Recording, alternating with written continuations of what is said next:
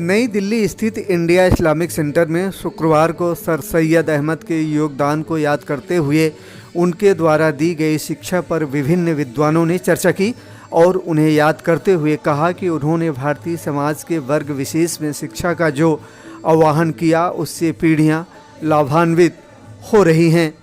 कार्यक्रम का आयोजन सर सैयद अहमद मुस्लिम यूनिवर्सिटी अलीगढ़ के द्वारा किया गया। इस अवसर पर सर सैयद अहमद खां पर लिखी पुस्तक का विमोचन किया गया। मकालात सर सैयद किताब के खंड का लोकार्पण के अवसर पर मुख्य अतिथि केरल के राज्यपाल जनाब आरिफ मोहम्मद खान रहे। कार्यक्रम की अध्यक्षता प्रोफेसर तारी मंसूर ने की। कार्यक्रम में डॉक्टर मोहम्मद शाहिद, प्रोफेसर अली मोहम्मद नक्की, इन दिनों समाचार समूह के ग्रुप एडिटर जनाब सैयद मोहम्मद आसिफ व अन्य प्रमुख लोग मौजूद थे। आईएनएस इंडिया टीवी, नई दिल्ली। पूरी दुनिया में आज भी अभी जो इस प्रोग्राम को कंडक्ट कर रही हैं डॉक्टर फाइजा अभी, इन्होंने बताया कि 17 अक्टूबर पूरी दुनिया में अलीगढ़ वालों के लिए ईद की तरह। तो ये क्यों है ईद की तरह? इसलिए कि हमें खूब पूरी तरह एहसास कि हमने जिस माशरे में जन्म लिया, पैदा हुए, सिर्फ हिंदुस्तान में नहीं पूरी दुनिया में। अंग्रेजी पढ़ना कुफ्र था, जदीद तालीम कुफ्र थी, और उस जमाने में ये माहौल सिर्फ हिंदुस्तान में नहीं था। हिंदुस्तान में पहली बार सर सैयद के हाथों वो जुमूत टूटा, और ये मामूली नहीं था। इतनी अच्छी बात कही है अभी कासिमी साहब ने, दिल को छू गई। उन्होंने कहा कि कायद वो है, भीड़ के पीछे चलना कायद का काम नहीं होता है, भीड़ के आगे चलना, भीड़ से डायरेक्ट होना कायद का काम। अगर आपके कुछ वो चीज आपके अंदर है, तो अगर सब मुखालिफ भी हो जाएं, 68 फतवे थे सर सैयद के खिलाफ, 64 हिंदुस्तान में, और मौलवी इमदाद अली साहब की मेहरबानी से 4 या 8 मक्का मुअज़्ज़मा और मदीना मुकर्रमा। और फतवे की जुबान है कि ये शख्स फासिक और फाजिर है। जो कुछ बताया गया है उससे साफ जाहिर है कि इस्लाम से का या तो ये इस्लाम छोड़ चुका है खुफिया तौर पर, या ये इस्लाम के दुश्मनों से मिल गया। लेकिन वही कायद है हर वक्त, वही जुबान बोलने वाले, उनको वो तालियां बजती, तालियां बजवाना, पुरजोश तकरीर करना कोई खास बात नहीं है, कोई भी कर सकता है। जरा सी वो मुझे ध्यान आ रहा है, दूसरों की तकरीरें देख के, सुन के या पढ़ के आप जोशीनी तकरीर कर सकते हैं। सारी तहजीब की तारीख है जोश के ऊपर होश का गालिब आना।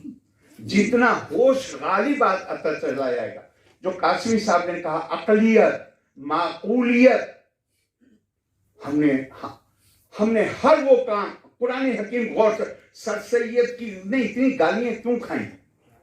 सर सैयद ने इतनी गालियां खाई क्योंकि सर सैयद के अंदर जबरदस्त कुरान फहमी थी। सर सैयद उस मॉरलिटी को और उस कोड ऑफ कंडक्ट को इस्लामिक मानने को तैयार नहीं थे जो बादशाहों के जमाने में कायम हुआ। बादशाह तो अपने आप में गैर कुरानी, कुरान में आता है ये बादशाह जब करिए में दाखिल होते हैं तो ये इज्जतदारों को बेइज्जत कर देते हैं। वलाकत करमना बनी आदम, कुरान कहता है, ये नहीं कहता कि मुसलमान को इज्जत और इकराम से नवाजा, कुरान कहता है बनी आदम को, आदम की औलाद को इज्जत और इकराम से नवाजा। मिल्लत के साथ, मैं तो कौम का लफ्ज उस मानों में इस्तेमाल करता हूं जो सर सैयद ने इस्तेमाल किया, और सर सैयद ने इन मकालात में कहीं ना कहीं होगा सर सैयद ने कहा कौम मजहब से नहीं बनती, जब होता होगा ये होता होगा। कौम का टर्म जोग्राफियाई है। और उन्होंने गुरदासपुर में बोलते हुए कहा, आर्य समाज वालों ने जब उन्हें रिसेप्शन दिया उनकी खिदमत के लिए, जो सेंट्रल लेजिस्लेटिव काउंसिल में रहते हुए उनकी खिदमत थी, तो उन्होंने कहा मुझे आपसे शिकायत है,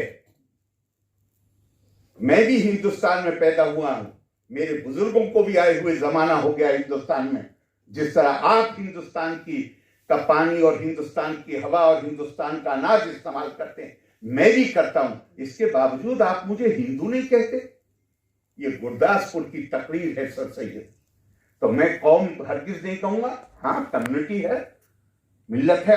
सर सैयद ने कहा कि जब कभी ये इतलाक, और सर सैयद के एक दो इस पर नहीं है, बहुत मजमून है सर सैयद के मकालात में।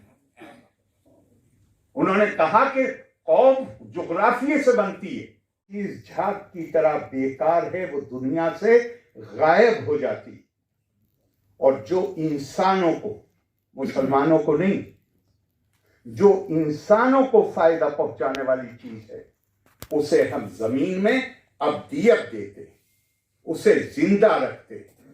अब जिंदा रखने का मतलब ये नहीं है कि किसी की उम्र 500 या 1000 साल हो जाएगी।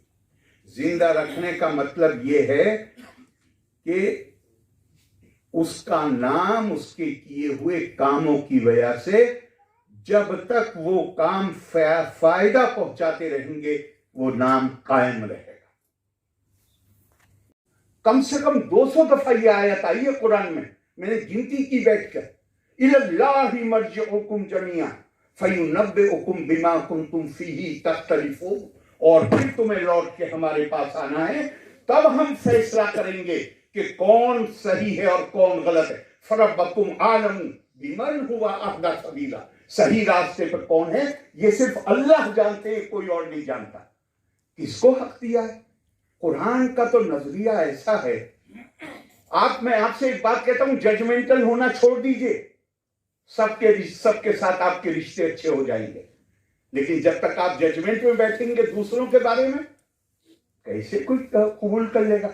ओहद के बाद सब कुरान हकीम में है, और उसकी तफसीर में ये बात लिखी हुई है कि हुजूर सल्लल्लाहु अलैहि वसल्लम के मुंह से फकत इतना जुमला निकला, जख्मी होने के बाद, बेहोश होने के बाद, होश में आने के बाद फकत इतना जुमला निकला, वो कौम कैसे फलाह पाएगी जो अपने नबी को जख्मी करे?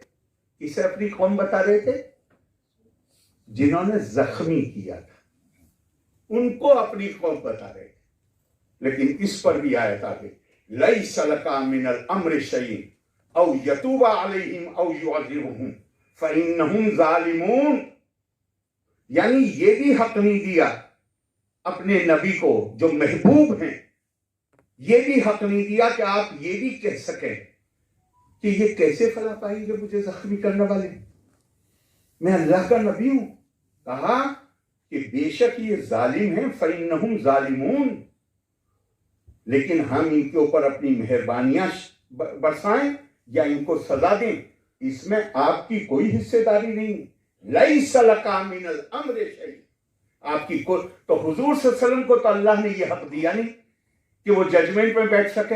हम में से हर एक आदमी, हमें हुक्म था बंदा बनने के लिए, हम में से हर एक खुदा है जो दूसरे के ईमान का फैसला करता है। ये फर्ज है। ये मक्का मुअज़्ज़मा और मदीने मुकर्रमा से जो फतवा है, मैं उसकी जुबान आपको बता रहा हूं। साहिबे हैसियत मुसलमानों का ये फर्ज है कि वो इसके प्रोजेक्ट को कामयाब ना, मुसलमानों का ये फर्ज है कि उसके प्रोजेक्ट को कामयाब ना होने दें, और साहिबे हैसियत मुसलमानों का ये फर्ज है कि जहां तक हो सके वो इसकी गर्दन काटे, कत्ल करें। मुझे याद आ गया कुरान हकीम में फिर एक आयत, कायदा सलाहियतों में जो मोहतरम कासिम साहब ने फरमाया।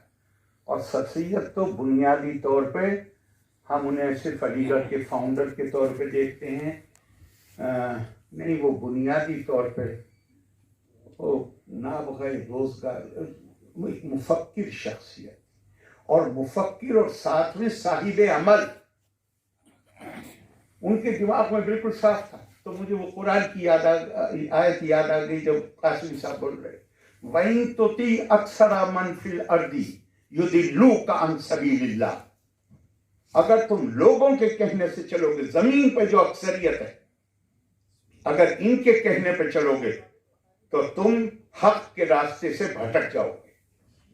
यत्तबिऊना इल्ला ज़न्ना, ये कुछ नहीं करते सिवाय इसके कि वैनहुम इल्ला यखरुसून, ये अटकलें लगाते हैं और इनके अपने दिमागों में कुछ चीजें बैठी हुई हैं। इनके अंदर ये सलाहियत नहीं होती कि ये नाक के नीचे भी देख सकें। और हमारे सामने हमारी पूरी तारीख बड़ी पड़ी उस लीडरशिप के कारनामों से जिन्हें नाक के आगे भी नजर नहीं आता। मैं अभी थोड़े दिन पहले लक्षद्वीप गया तो मैं गौर करने लगा, फिर मैंने उसको चेक किया। मैं क्या भाई, हिंदुस्तान के मुसलमानों के अनडिस्प्यूटेड लीडर, अब मैं नाम नहीं लूंगा किसी का, उन्हें ये पता भी था कि हिंदुस्तान में लक्षद्वीप भी है जो 100% मुस्लिम आबादी की जगह है। जो वो खुद हिंदुस्तान के लोग, मतलब पार्टीशन के बाद 3 महीने के बाद लक्षद्वीप पहुंचे तो लक्षद्वीप वाले पूछ रहे हैं कि पाकिस्तान क्या है, हिंदुस्तान क्या, ये डॉक्यूमेंटेड है। तो जब खुद केरला से लोग पहुंचे और बताया है कि मुल्क की तकसीम हो गई है और पाकिस्तान बन गया, तो उन्हें यह भी नहीं पता था कि हिंदुस्तान और पाकिस्तान क्या है। जरा सोचिए, कभी गौर करिए।